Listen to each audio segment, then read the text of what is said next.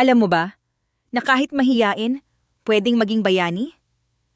Sa isang makulay na hardin, may isang mahiyain at maliit na paru-paro na ang pangalan ay Luningning. Araw-araw, pinapanood niya ang ibang paru-paro na masayang naglalaro sa mga bulaklak.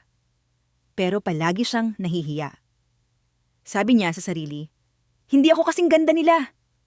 Baka pagtawanan lang ako." Isang araw, dumating ang malakas na hangin. Natangay ang mga itlog ng bubuyog papunta sa ilog. Nanginginig ang kanyang mga pakpak pero nagpasya siyang tumulong. "Kaya ko ito! Kailangan nila ako!"